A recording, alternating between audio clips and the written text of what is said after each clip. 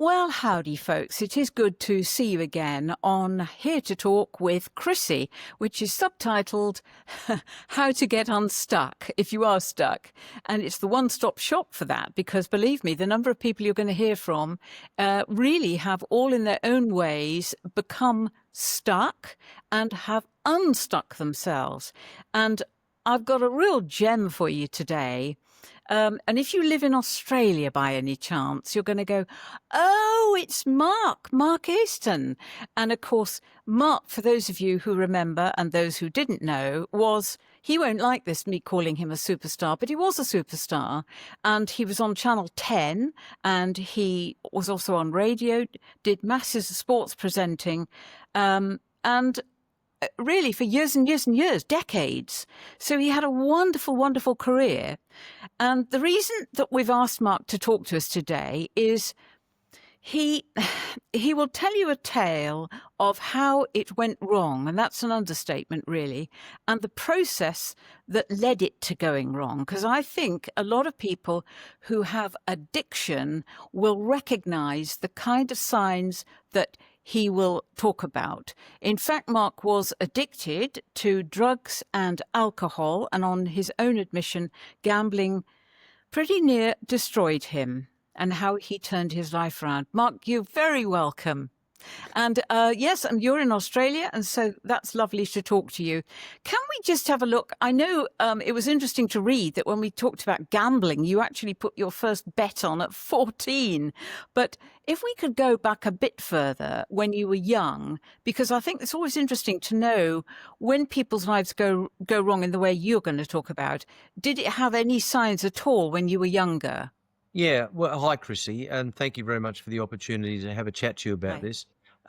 Look, you're right. I had my first bet when I was 14, but I think it was inevitable because my father was a gambler and I loved him dearly, Keith, and he was a gambler, and he was a gambler throughout the very early years of my life, from 10, maybe even 8, 9, 10, 11, 12, 13, 14. And so that was part of our life. That was part of my life. It was part of my mother's life. It was part of my brother's and my sister's life. But up until 14, I hadn't really experimented with it. And for whatever reason, I don't know. I have no idea why I thought about this, Chrissie, but on this particular night, it was a Friday night. I remember it vividly. I said to Dad, because he was having a bet, we had races on that night at Globe Derby Park, which is, for those who don't know, a lot of your listeners wouldn't know, or viewers wouldn't know what Globe Derby Park is, but it's a trotting track. It's a harness racing track. And I said to Dad, I'd like to have a bet. Could you put 2 bets on for me? And he did. And he lent me, or he gave me, $2 way back in those days. So I had 50 cents each way on one horse and 50 cents each way on another. And both of them won, which was probably, Chrissie, the worst thing that could have happened, because that was the start, unfortunately, of a very long and protracted and very depressing period in my life as a gambler. Okay, we'll come to drinking in a second, alcohol. So this gambling started at 14, you won. So how long did it take for you to put regular bets on? The next day, Chrissie. The next day. Right. It was that addictive. It was literally the next day. Because the next day, and this is important. This is context that's really important. So on the Friday night, I had 50 cents each way on 2 horses, and they both won. One paid $6 and $1.50, and the other one paid $7 and $1.50. I won about $18. Take off the $2. I won about $16. The next day at Flemington, which is a big racetrack of ours, I had 16 $1 bets, and not one of them ran a place. Not one of them won. So the point I'm making is, within 2 days, I experienced the high of winning Yeah. and the low and despair of losing. I experienced that in 2 days. And then, of course, I started on my journey. I'd already started on my journey, Yep. but then that made me more determined to start on my journey of gambling. Yeah. Right. And so you'd be what, 12, 13? No, you'd be 15 or 16 by then. No, When you, I was as you correctly pointed out, Chrissie, I was 14 when I had my first bet. I had my second bet on the next day, and then that was the start of my gambling career. right. And it went on for a very long time. Did you think as a young boy, right, well, I can beat this system. You know, I'm obviously not trying hard enough when the horses lose or whatever. I can beat this system. That's a really good question, Chrissie, and that's a really pertinent question for people to hear. And obviously my answer is important too. I'm not sure I ever thought I could beat the system. I don't think I thought that deeply. I think what happened was I became instantly addicted and I didn't really care. All I wanted to do was have a bet. That's all I wanted to do. And obviously having a bet means you want to win. So money is very important, Chrissie, in those early stages. And as you would continue on during that period and you would lose and win a bit, but lose more, and then win a bit, but lose more, you would start to chase. And as a result of chasing, you would start to bet more because you would hope and think that the big win would come, but it would never come. But what would happen is you would become addicted through the dopamine hit. And this is really important. And we knew nothing about this back in the 70s. But you would get a dopamine hit when you had a bet. So it was partly about winning, Chrissie, but it was also partly about the dopamine hit.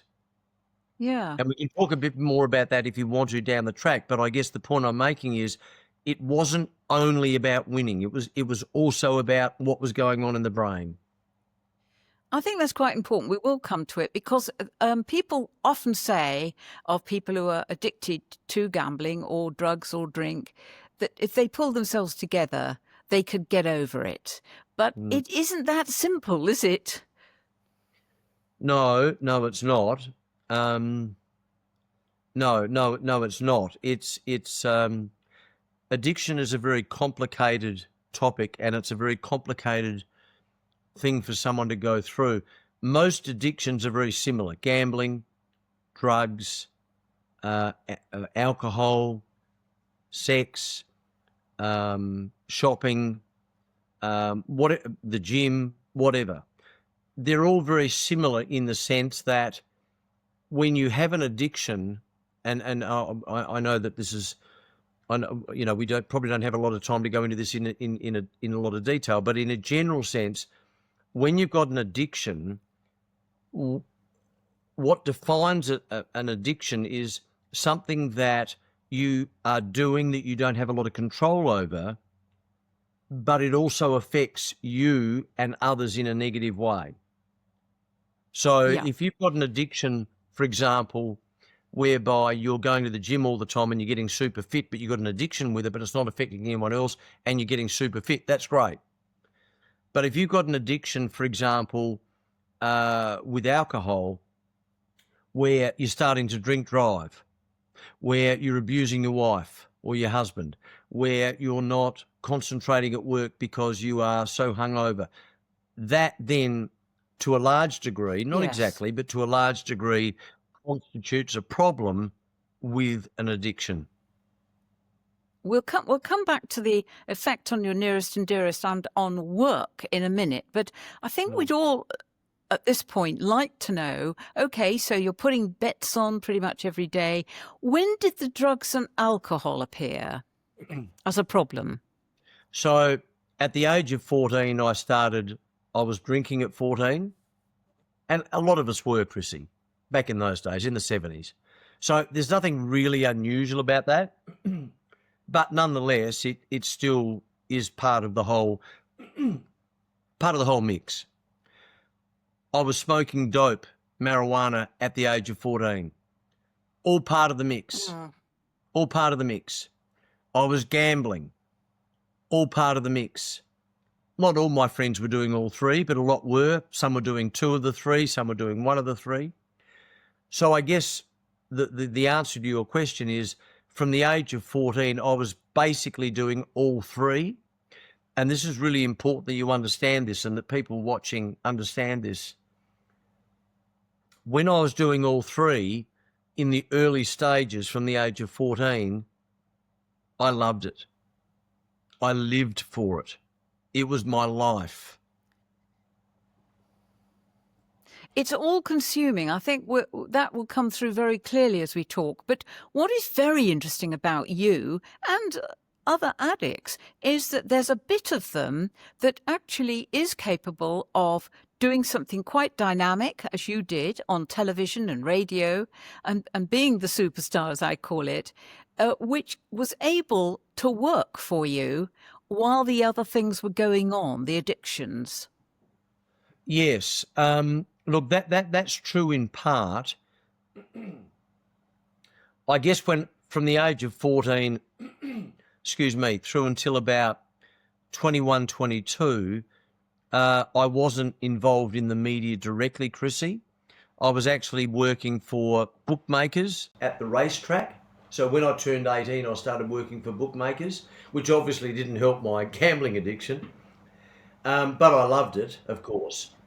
So just to be clear for those who are overseas or listening elsewhere, I was working for bookmakers who work on the racetrack, and they're the guys that stand, or women, that stand up with the betting, and you can have a bet with them. So I was working for them. I worked for bookmakers from the age of 18 through until about 22, 23. So I was working on the race course then. But it wasn't until I was, 18, 22. It wasn't until I was 23, 24 that I started getting involved in the media. And interestingly, my first job in the media was race calling. I was calling races. So it was all intertwined. So 1 minute I'm gambling, the next minute I'm working for bookmakers, and the next minute I'm race calling. It was just a cocktail of horror, really. It was just a bad cocktail. But I loved it. It was my life. I started calling races when I was about 21, 22. And I did that for about 3 years. And I was gambling then, excuse me. And then after that, I went to Darwin for 2 years in 81 and 82 and 83, I should say, where I did a whole range of things. I called races, I called greyhounds, I was on TV. And then I got a job in Adelaide, Australia, at the ABC. And that's when I started my true career as a sports journalist and as a sports host on TV. Was I gambling then? Yes, I was. Was I drinking heavily?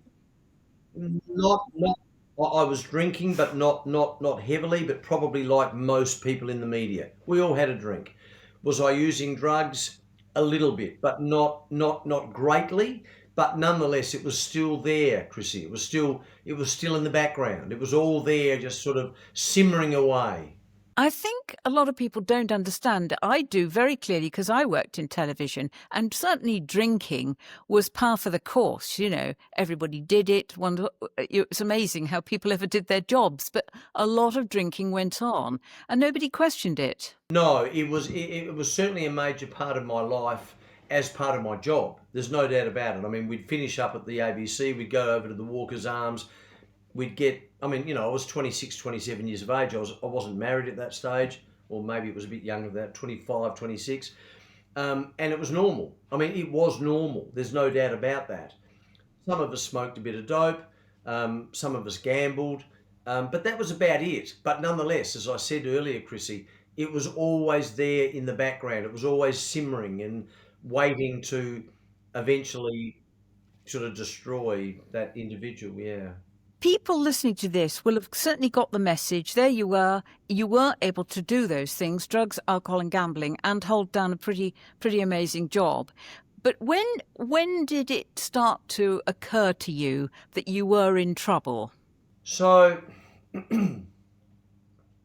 well, I would think the obvious answer to that question is about 10 years ago when I became unwell. So I was at my zenith back then. I was working at Channel 10 as the sports presenter. I was doing national broadcasting. I was working on radio in the mornings. I was doing breakfast radio, Chrissie. I was married to Judith, my beautiful wife. I had a beautiful daughter. I had a lovely house. I drove a nice car.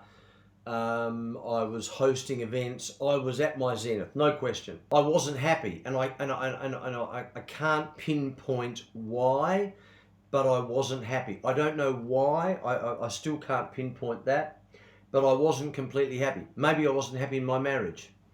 I don't know. I just don't really know. And I became unwell, and eventually I had to succumb my job at Channel 10 and 5AA, which is the radio station. And then Judith and I separated, and my life changed completely. I was in a hole. I was in the deepest, darkest, most depressing hole of anyone's life, really. And Do you I mind me didn't know how to asking? get out of Yeah, it. what were you? Sorry, what were you ill with, Mark? If I may ask, was it Well, I something to don't do with the know. I'm drinking? well. No. I think it was just. I think it was just mental health issues. I think everything became too hard for me. Look, again, I'm a bit reluctant to go into specifics, but I think it's also important for your viewers and listeners for me to give something. Maybe I wasn't happy in my marriage, and I didn't have the courage to do something about it. Maybe I was someone who felt imposter syndrome, but I didn't know how to get out of it. Maybe it was someone who um, just for whatever reason felt that this was not for me, but had no clue as to how to change direction. And I guess the best way to sum it up is that when you're feeling that way for such a long time and you're putting on a mask and you're lying to everyone when they say, "How are you, Mark?" And I say, "I'm good, mate, great. How are you? Everything okay with you? Great, yeah, fantastic." Yeah. When you're lying for such a long time, the mask, metaphorically speaking, starts to fall off. And I think what eventually happened, Chrissie, is the mask fell off. The bolts became rusty. They deteriorated. The mask fell off, and the whole thing just fell apart. Did anybody say to you, Mark, be family or work, "Hey, mate, you've got a problem here, and what are you going to do?" You ask very good questions, Chrissie. Um, Look, that's a deeper conversation. I think probably there were people along the way that did that, but how can I explain this? But when you're in it and when you are living it and you are feeling what is about to happen, but you don't know how to stop it, and you're feeling unwell, sometimes it doesn't matter what other people say. It just goes over your head, and you just you just continue toward the edge of the cliff, if that makes sense. I mean, I don't want to underplay. I think this is important. I definitely don't want to underplay um, the role that a lot of my personal friends played in my mental health and my health generally leading up to that catastrophic explosion.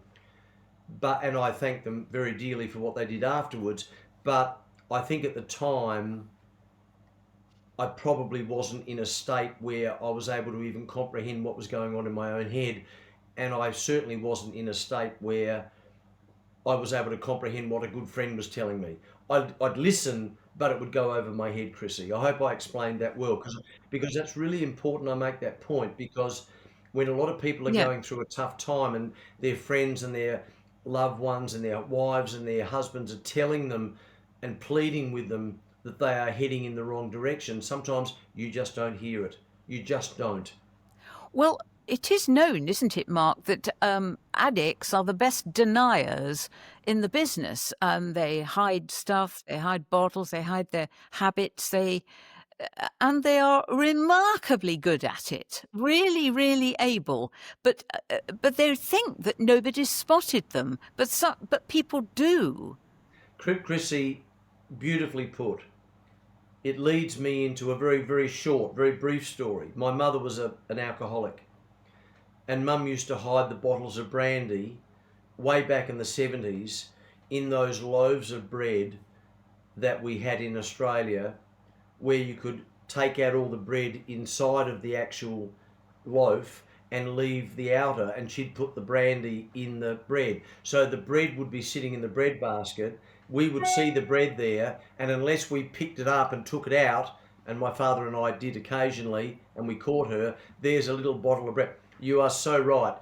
It's very true. Look, addicts are very good at two things. Addicts are good, and you pointed out one of them. They're very good at hiding things and lying, but they're also very, very good at not telling the truth to themselves. Yeah, this is very important, this moment, because this brings us to really the absolute crux when, it did dawn on you. You began to see that you truly were in trouble. You needed some help and then you started that long road back. That's something else people watching this, probably know a bit about. It's a long road back. Yeah, it is, and the road never really. How can I say this in a positive way? I don't think you ever get back, and I know that's a bit of a controversial thing to say, and I don't want to dampen anyone's hope, but the difference between my life 8 years ago and now is totally different, obviously, for a whole range of reasons. But that doesn't mean, and I would never say this, I'd never say it publicly, I'd never say it privately, that doesn't mean that I'm still not working heavily on myself to be well and to be addiction free, because it is an ongoing process. And anyone that stands up in front of a crowd and says, I was this, I was that, I gambled, I was a sex addict, I was an alcoholic, I was a shopping addict, but I'm free, and puts their hands up and says I'm free, I'm sorry, they're lying. Because deep down inside, we all know that we are one decision away from making that bad decision again. So let's talk about what you did do. Did you go to the AAs, the NAs? Did you go to those groups, or what? Well, I went to what? I actually, Chrissy, went to rehab. I went to rehab for 3 months in Melbourne, Australia. And again, for those people who are watching overseas, Melbourne is, Victoria is a state of Australia, and Melbourne is the capital. And I went over there about 8 years ago for 3 months. I went in a rehab centre called the Hayter Clinic, and I'm very grateful for the fact that I'm grateful for two things, Chrissy. And I'll talk about these in order. I'm grateful, and I get quite emotional, and I don't talk about this very often because I don't do a lot of interviews about this anymore. But I'm very grateful to my sister, Kathy, and I'm very grateful to my best friend, Brad, for doing something about 10 years ago. And what they did was, Brad rang me on the phone when I was at my worst, at my lowest. And he said, mate, do you want to catch up for tea tonight? And I said, yes. And I don't know how I got there, but I got to a restaurant to meet with him. And when I met with him, my sister was there. And when I walked in to the restaurant, I knew straight away that I knew straight away that the gig was up, that they were there to help me. Yes, you realised. Were you able to stop automatically? Were you able to then say, right, that's it? Or did it go on for a bit before you then decided you would stop? No. So what happened was I walked into the restaurant and I sat down, and again, if you don't, I'm sorry, but I have difficulty saying this without getting emotional.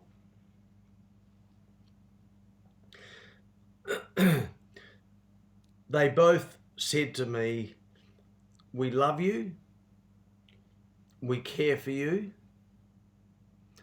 how can we help? And I knew then that they weren't there to judge me, they weren't there to criticize me, they were there to help me. And so we had a discussion for the next hour, and that night I went home and I contacted four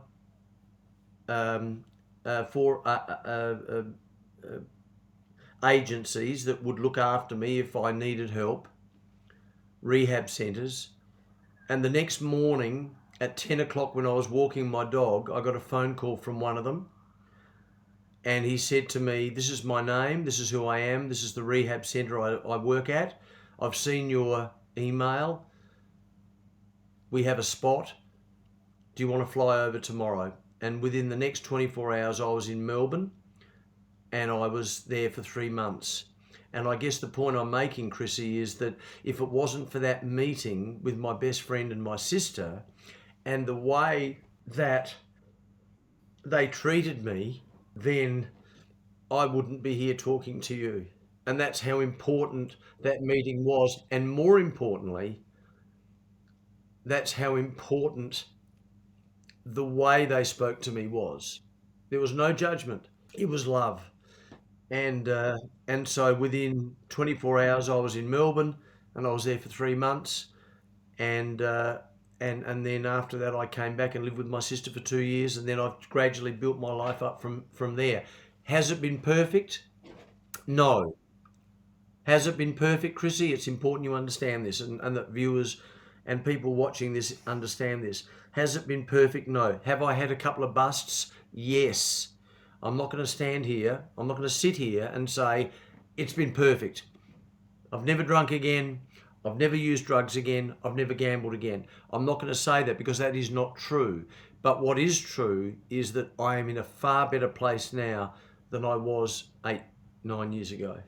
Do you miss alcohol, drugs, and gambling? If you were honest, No, not at all. Look, I despise gambling. Actually, I despise it for what it's done to me and what it did to my relationship with my wife. I despise it. I don't despise alcohol, because I can understand that alcohol is a little different. If you temper your intake of alcohol, it can actually be quite pleasant.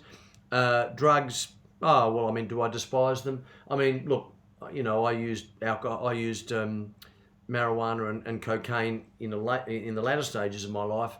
Do I despise that? No, probably not. But I definitely despise gambling, because gambling is I mean, they're all evil. And again, I know we're limited with time here, but gambling it has so many other effects on different people. Gambling's a very, very, very selfish, very, very selfish addiction. A very selfish addiction. Mark, I want to ask you a very important question, because a lot of people listening, watching this, know what you're talking about. They're in that situation. but they don't have the money to go to rehab, and they're not really sure how to turn things round. And so they're really pretty desperate, pretty desperate. And I want you to just imagine, just to tell them how it can get better and what they might do. That's a very good question. Look, I was lucky, and I'll be totally upfront with you. That would have cost me $30,000 for 3 months if I had have gone in and paid. But I was very lucky that I got in on a government grant. Now, how he organised that, I don't know. And to be honest with you, I don't know exactly how it works, but I know that there are certain spots in certain rehab in certain rehab organisations where there are, there's an allocation of certain spots where the government will pay. So I was lucky, Chrissie. I was really, really lucky. Again, if I hadn't have been given that opportunity, I'm not sure I'd be talking to you now. I guess your question is very broad and it's a bit tricky to answer in a short period of time. But I think the most important thing, and I think I understand the question, I think the most important thing is, first and foremost, is for the individual, is to understand that you've got a problem. And I knew I had a problem, but I let it fester for a long time, particularly when I left Channel 10 and I was just doing nothing, and I was doing nothing but taking drugs and using alcohol and gambling for 3 years. I mean, that's all I did for 3 years. I didn't work. I had money because of the divorce and all that and some other stuff. So I think the most important thing is, and it's easy for me to say it now, is that you just need to recognise that you've got a problem. If you don't recognise that you've got a problem, or indeed if people are trying to help you and you are not willing to admit you've got a problem or you are not willing to accept the help, it's hard. It's really, really, really difficult. But I guess if I'll just finish this. If for example you do recognise that you've got a problem, then you have a whole range of options. You've got a doctor, you've got a psychologist, you've got a psychiatrist, you've got rehab, you've got family, you've got a whole range of options. But I guess the point I'm making, Chrissie, is that if you don't recognise that you've got a problem, then you're going to stay in that hole. I will. I understand that. I'm just going to say to you, as far as Great Britain goes, and as I understand it, South Africa, for instance, no one's going to give you the chance to talk to a psychologist or a psychotherapist for free. And your best bet, your only bet, is to go to the free groups, AA and so on. It doesn't, I think you'd agree, it may stop the drinking or whatever it is, but it doesn't get down to the root cause of why you did it, really. Look, that's a really good point, and that's a hard one for me to answer. Look, I went to AA for about 3 months after I got out of rehab, and then I stopped. And one of the reasons I stopped, and this is controversial, but the reason I stopped is because you are required to say, "Hi, I am Mark Aiston, I am an alcoholic," when you get up and share. I hated doing that because it depressed me. It made me feel little. It made me feel as though I was still in a bad way, and yet I wasn't. But you make a really good point, and it's a really hard question to answer. I'm not sure what the answer is. I guess if I had a crack at the answer to that, I'd probably go back to what I said earlier, and that is, if, I hope, if you are an addict and you have a problem and you recognise that you've got a problem, then please reach out to your father, your mother, your brother, your sister, your doctor. Okay, let's exclude psychiatrists, psychologists for the reasons that you mentioned. Let at least make that step. At least make that step so that you're not doing it alone. I think that's so important. To realise it's for real, it's going to kill you. You've got to do something. So when I was saying in these other countries, the facilities aren't there, the money's not there, that is true, but the doctors do their best on medication and suggesting people who might be free for you to talk to. And of course, the AA system does offer you a mentor, which is better than nothing, isn't it? It's someone who's stopped. Yeah. So I just think we must leave people with a sense of hope because it's very important to believe that you can come through this. Yeah, look, it is, Chrissie, and I think the important thing to understand is this: when I was at my worst, even when I was in that hole, I didn't really understand how bad it was. I really didn't understand how it was affecting other people. I didn't understand how it was affecting me. I was just in it. I was just in it. But now looking outside and looking back, there's no way I would ever, ever, ever want to go back. And I guess my message to those who are in the hole, or at least my message to families who have someone who is in the hole, please understand that there is hope. It's complicated, but there is hope, and that there is nothing more blissful than looking back, and I'm still working on my life, and I may well do that until the day I die, but there is nothing more blissful. As much as I've got issues going on in my life now, I've got a whole range of them, but there's nothing more blissful than looking back on my life and saying, my God, that's where I was, how horrible. Here I am talking to Chrissie, looking as I do, which is quite healthy, and being able to articulate my story and help others, and still working on my life. But there is nothing more blissful than knowing that I'm here now and not where I was, because it was just hell for me and hell for others. It takes a lot of courage to do what you've done. I know you want to help others, which is why you were kind enough to talk to me today. Because going across YouTube, you just don't know who's watched this, who's listened to it. Someone may just have picked this up and decided this is the moment that I'm going to do something about it. In which case, well, Mark, you've helped. You really have. And I think you're very brave, and I think you should think yourself very brave for what you've come through. Chrissie, that's very kind of you, and I understand that you're wrapping up now. Let me say in 30 seconds, when my last piece of advice would be this: if you are cognitive enough to understand that maybe things aren't going well in your life, and you come to a fork in the road, you have two choices. Unfortunately, I took that choice, which was dark and depressing and horrible. But for anyone who is heading down the road and they get to that fork in the road, before you take the left or the right turn, think carefully about where you're going. And I pray, and I'm not a religious person, so I'm not really sure why I said that, but I pray that you think carefully enough to understand that if you take the left path, or that path, which is the depressing one, it's going to be hell. If you take the other one, it's probably going to save your life. Yep. And I think prayer is a big part of it too, or whoever you are praying to. But listen, Mark, thank you very, very much. You've helped so many people, and I'm looking forward to the response. Thank you for being with me.